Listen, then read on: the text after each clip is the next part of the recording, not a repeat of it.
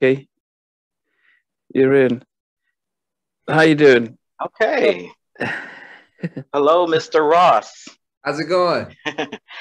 Pretty good. We've got one of the leaders of the new school of R&B out here. We're very excited to have you as a guest today.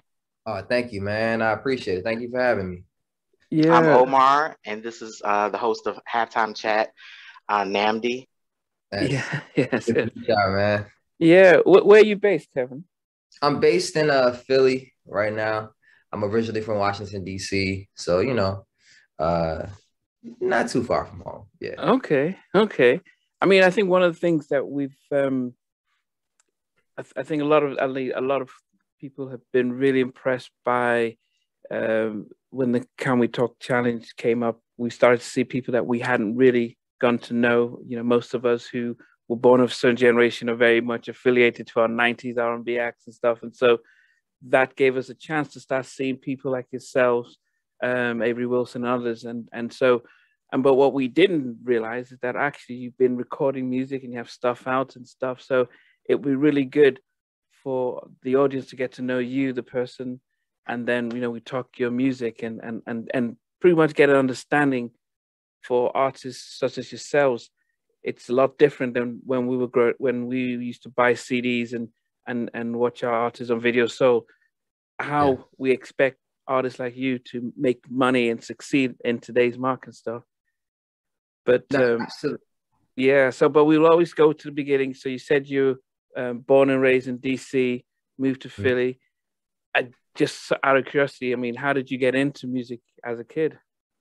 Honestly, my whole dad side of the family, they sing or play instruments.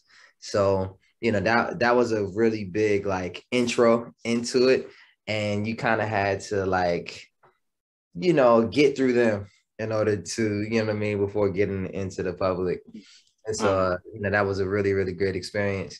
And then I went to art school out in DC. Shout out to Duke Ellington School of the Arts. And then from there, I graduated from there and went to Berklee College of Music out Berkeley. Boston, Mass. And after that, I went down to Atlanta and I wanted to become a writer. And so, I knew that I could sing, but I wanted to do something that could be an extension of myself. I knew that, like, singing, just singing wasn't going to be able to pay the bills.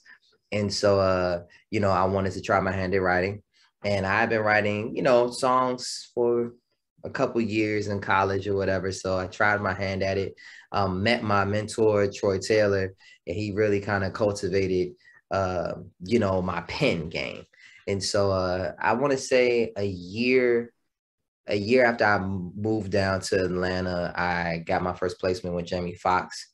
And then we started from there. So what Okay. was that 2011, like Uh, 2011 is uh, when like my entry into the music business kind of happened. mm. Yeah. okay. Well, I've been listening to your voice for days. You got a dope voice. Thank you. So my whole thing is I want to kind of go back because you would put me in the mind of like a Frankie Beverly Oh, wow. or Prince, Marvin Gaye. You got so many different blends and inspirations in there.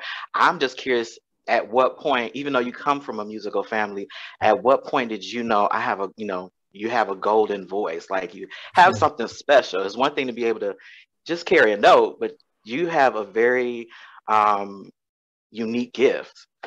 So can you tell me what age you realize, oh, I'm a little different from everybody though, not your family, just in general, people in general.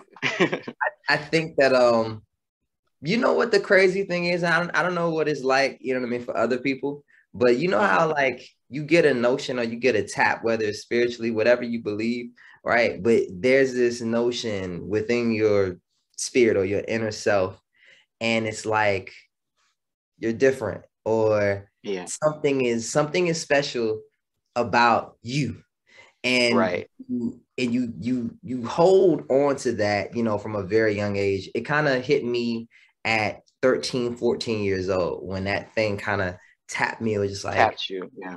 you're special. Now here's the thing, here's a catch. When you get the tap, you're not at the place where you are truly special, and um the world doesn't know that, right? And even No, if you right, had right. the opportunity to be in front of the world, they'll deny you because of the fact that you're not ready, right? Right, But right. it was a seed that was planted inside of me to say, okay, I'm not where I want to be.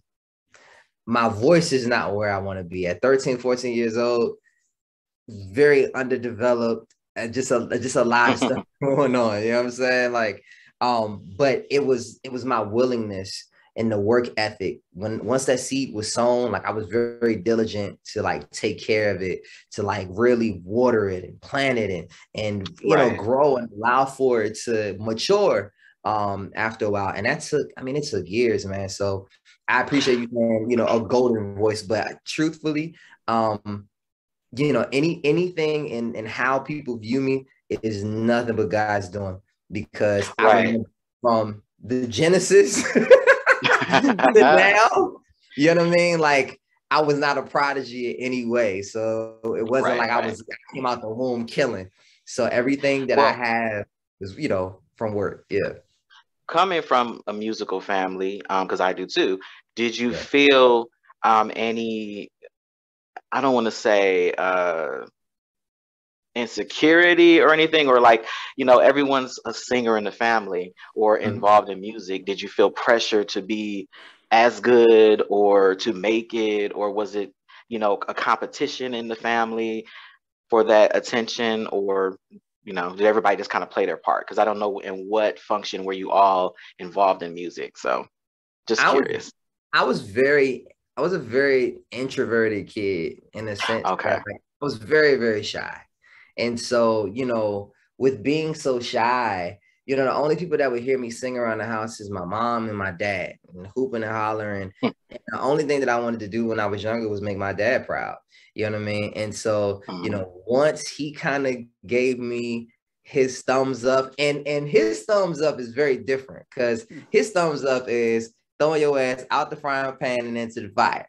And so felt like I was a strong enough vocally, he would then put me on to gigs. So if he's singing at a wedding, I have to sing a song. If that's pressure. You know what I mean? So it really allowed for me to like tame my nerves, because it was like, okay, my dad thinks that I can hold this song together. You know what I'm saying? I mean, you know, and my father, just his control and his ability, you know, I was just like, I don't even know why I'm up here. But you know, I think that was the thing where that was his thumbs up. Instead of being like, son, you can sing, you know, instead of him saying it, he did it with his actions. And I will forever love him. Yeah. But at that young age, though, what is the long? I mean, growing up watching Tevin Campbell and watching who else was there that I can remember, but you know, Shanice, Tracy Spencer. There's been a lot of Brandy. But I'm thinking about from the boys' side, though. I mean, apart from the boys themselves. I mean, Usher. Usher. Yeah, Return of the Mac. Was it Remember the Mac? I can't remember what it was. But no, that was. Is it the Mac? Call Me a Mac. But at 13, who are you looking at and thinking, okay, you know, because you won't be looking at. I don't think of. Yeah, I was gonna. I don't know. You're not gonna look at Aaron Hall and think, okay, I can be like that, because at 13, you might be looking at someone like your age and thinking, okay, I could be like this. Well, when I was 13, I'm trying to think of who was my age at 13. This is a couple of years before Chris Brown actually comes out. Okay. So there was a huge gap in between. So everybody, when I was 13, was far older. So we're talking, you know, B2K. We're talking B2K. We're talking Usher. Immature, okay. You know what I mean? Like Usher, Confessions-esque, but not really. Alicia Keys, John Legend, that's the realm, you know, Music Soul Child, little later of Music Soul Child kind of stuff. So, you know, those were the people that I was looking at. So these are grown ass folks. You know what I'm saying? Right. But even younger than that, you know, I mean, Tevin Campbell was always kind of like the bar. It was Tevin and Michael Jackson, in the sense that like, even though Can We Talk was years prior to that, it was still a big record. You know what I mean? So, I was still around where like, like you had CD. So like my mom had the CD. She loved the record. So I'm singing along with it. And at that time, because my voice hadn't changed, I can hit all that. You know what I mean? And the goal was just to try to somewhat match Tevin. Right.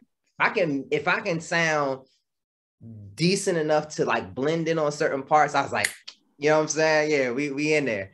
And then of course, adolescent Michael Jackson is, right. Yeah, he was crazy. He was a beast at a child age. Ethereal, like in the sense where it's just like I don't think there's any other child singer that had that level of vocal ability. So, I think those two, when I was, younger, that 9, 10 range was, me singing around the house. Because Usher came out with My Way, and his voice was so deep, it was too deep for me. So I couldn't sing anything. I would always have to either like sing it an octave up. So those were the two singers when I was younger that I could, try to match. And then the older I got, then Usher and Chris and all of those guys. But were you even contemplating that that's the career that you were going to go to, or was it just enjoying the singing? It was really just enjoyment. I didn't, when I was younger, I didn't think that I was going to like go into the music business and like land this record deal. It was more so of a thing of like, it was just kind of a, outside of my family, it was a secret thing. You know what I mean? Like, and of course, like the engagements that my dad would take me on, but I didn't know anybody, and nobody from school knew that I sang. So like, even like people will reach out to me, over the past couple of years, and they're just like, yo, I didn't even know you sang. Like, I didn't even know you like, wow. Like what? So there, I mean, a lot of people that I went to school with, grade school, middle school, were very baffled at the fact that it's like, yo, like you're an artist, like you're a singer, so it trips. That is very interesting. Like with a voice like yours, you would think you would just be singing all the time, singing to the bus stop, to, singing, around the school, Okay. I was afraid of judgment. You know what I mean? Okay. You know how it is as kids, like either they gonna like you for what you do, or they gonna ridicule you for what you do if you're not good. And I wasn't secure, in that way, to feel like I could offer my gifts, you know what I mean, to my classmates without feeling like they would make fun of me. So that was just a real, thing for me growing up. Hey guys, thanks for watching. Please remember to subscribe and turn on your notification. But better still, check out our membership where you can get to watch these videos from day one, as well as our monthly meetings when we get to meet up and talk with myself and the rest of the people who are members, but also some exclusive interviews, which I don't get to broadcast. But thanks for watching, and hope to see you soon.